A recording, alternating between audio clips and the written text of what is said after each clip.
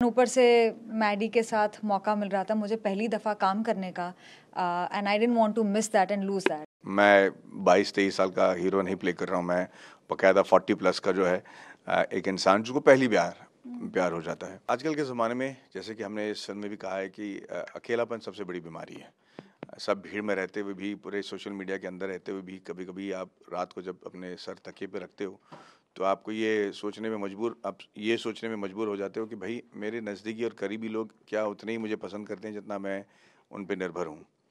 और उस अकेलेपन को उस लोनलीनेस को एड्रेस करती हुई ये फ़िल्म है, जहाँ पे हम कह रहे हैं कि आप जैसा कोई अगर हमारी ज़िंदगी में हो जाए, तो शायद वो अकेलापन की जो बीमारी है, उसका हमें दवा मिल जाए। मुझे विवेक ने कॉल किया था जो हमारे फिल्म के डायरेक्टर है और उन्होंने सिर्फ मुझे पहले मोटा मोटी बताया था क्या है और उन्होंने फिर मुझे स्क्रिप्ट भेजी।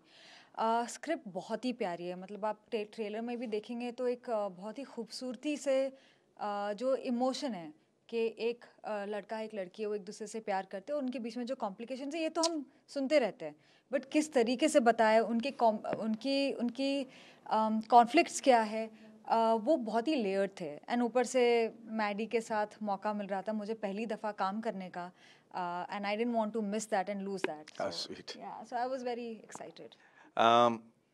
इस कहानी की खासियत ये है कि ये एज अप्रोप्रिएट वाली रोल है। मैं 22-23 साल का हीरो नहीं प्ले कर रहा हूँ। मैं बाकायदा 40 प्लस का जो है एक इंसान जिसको पहली बार प्यार हो जाता है। तो उसकी खासियत ये है कि इंसान को अगर पहली बार प्यार हो जाए, तब भी वो ना टीनेजर की तरह ही बिहेव करता है।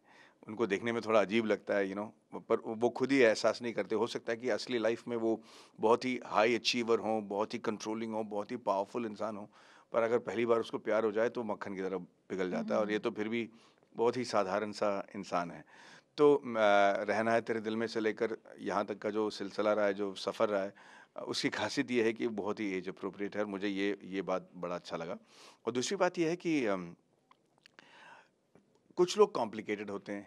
अगर आप बॉम्बे में रहते हो या आप रोज़ न्यूज़ पढ़ते हो, आप ब्रेकिंग न्यूज़ ही अगर आप पढ़ते रहोगे, तो आपको ये लगेगा कि प्रलय आ गया, अब तो ये दुनिया का बचना मुश्किल है कि नहीं? हर एक बार जब आप ब्रेकिंग न्यूज़ पढ़ते हो तो आपको लगता है कि बर्बाद ही हो गया भैया, पता नहीं क्या कब हमारे सर पे मतलब बॉम्ब गिरने वाली है।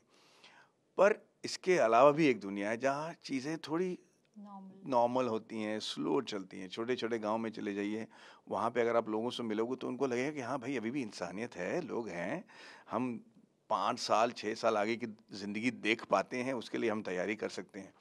तो वैसे माहौल में जब आप किसी इंसान से मिलते हो और उनको प्यार हो जाता है, तो वो किस तरीके से इस प्यार को ट्रीट करते हैं। जैसे इस फ़िल्म में एक सीन है, जहाँ एक लड़की से मिलने के लिए ये भाई साहब को जमशेदपुर से कलकत्ता तक गाड़ी में जाना पड़ता है। और वो उसके लिए बड़ी बात है ही नहीं, मतलब ये तो नॉर्मल है, हाँ भैया जाना पड़ेगा, साढ़े 4 घंटे 5 घंटे हम गाड़ी में बैठ के जाएँगे। आज बॉम्बे में रहने वाले या दिल्ली में रहने वाले किसी इंसान को कि आप 4 घंटे गाड़ी में जाओ भैया, काम है, उसको लगेगा कि मेरा इतना अपॉर्चुनिटी मिस हो गया भाई। उसके लिए वो सोचने में वो मजबूर हो जाता है। तो उस दुनिया को दिखाने में जो हमारे डायरेक्टर साहब और जो जिन्होंने कहानी लिखी है, जो खूबसूरती से उन्होंने वो दुनिया दिखाई है, वो देखकर आपको एहसास हो जाएगा कि अभी भी भैया दुनिया में बहुत सारी अच्छी चीज़ें हैं, और थोड़ी बहुत कॉम्प्लिकेशंस होंगी, कॉम्प्लिकेटेड इंडिविजुअल्स होंगे, फिर भी अच्छाइयत है और प्यार है। आप कितना समर्थक है कि जो लिमिट में आप जो कह रहे हैं, ऑब्वियसली वो आप महिला का अपमान नहीं करना चाहते, जी। बट जो ये मैंस पावर है, इस पे आपका क्या व्यू है? देखिए भाई साहब, वही है जो आप भी इसी से सफ़र कर रहे हैं, कि हम कभी-कभी कुछ ऐसी चीज़ें कह जाते हैं जो हमारी कंडीशनिंग का हिस्सा है। जब जब हमने हमारे माँ-बाप को या उनके माँ-बाप को जिस तरीके से दादी-दादियों को जीते हुए देखा है, नए तौर तरीके हमें समझ में नहीं आता। नए तौर तरीके में जिस तरीके से हमें औरतों को ट्रीट करना चाहिए, जो उनका हक बनता है, वो हमें किसी ने सिखाया नहीं, और हमें सीखना पड़ रहा है गलतियाँ कर के। और हम नहीं चाहते कि, जैसे आपने बिल्कुल सही कहा, कि हम नहीं चाहते कि किसी को ऑफेंड करें या उनका दिल दुखाएं या उनको नीचा दिखाएं, पर हमारे तौर तरीके या जो जुबान में हमारे लफ्ज आ जाते हैं, उससे हम जो हर्ट पहुंचाते हैं उसका हमें एहसास ही नहीं है। करेक्ट। तो ना चाहते हुए, इच्छा ना होते हुए भी हम ये गलतियां कर जाते हैं, और ये हमें सीखना पड़ रहा है। ये नए दौर की जो जिस तरीके से रिलेशनशिप हैं, उसमें हम अपना प्यार ज़ाया करने का जो तरीका है वो हमें नए तरीके से सीखना पड़ रहा है। आप कौन होते हैं मेरी लिमिट? करेक्ट। तो इसको आप कैसे देखते हैं? वुमेन एम्पावरमेंट बेसिकली ये है कि हम इक्वालिटी ढूंढ रहे हैं, इमोशनल इक्वालिटी। ऐसा नहीं है कि हम एक दूसरे से फिजिकली फाइट करने वाले, वो तो मुझे पता ही है कि एक मर्द ही मेरे ही is going to over power me. So यहाँ पे एक इमोशनल हम इक्वालिटी की बात कर रहे हैं। और जैसे ये कह रहे हैं कि कोई जानबूझ के आपको ये नहीं बता रहा है कि कंट्रोल करने की कोशिश नहीं कर रहा है, वो एक कंडीशनिंग है और वो एक इनोसेंस से आती है। एक होते हैं जो पेट्रियार्कल होते हैं, जो अग्रेसिव होते हैं, बट यहाँ पे हम उस मर्द की बात नहीं कर रहे, हम एक बहुत ही इनोसेंट मर्द की बात कर रहे हैं जो एक्चुअली प्यार करना चाहता है, पर उसकी कंडीशनिंग वैसी है कि उसको रियलाइज ही नहीं हो रहा कि वो जिस तरीके से प्यार कर रहा है वो शायद बराबरी का नहीं है। तो यहाँ पे हम वो इमोशन से जूझ रहे हैं एंड वो इमोशन को डील करने की कोशिश कर रहे हैं बहुत ही प्यारे तरीके से।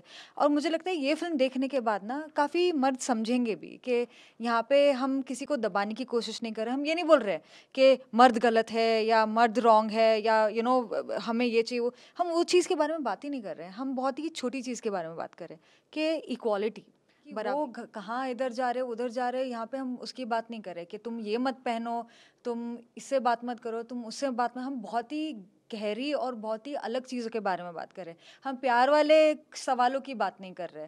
वो तो मर्द भी पूछता है, औरतें भी पूछते हैं कि कहाँ हो, आपने मैसेज नहीं किया, कॉल नहीं किया, बिकॉज यू वांट लव। आप चाहते हो कि आप अपने पार्टनर से कॉन्स्टेंटली टच में रहो। मैं खुद चाहती हूँ, मैं तो कॉन्स्टेंटली मैसेज करती हूँ, मेरा पार्टनर भी करता था।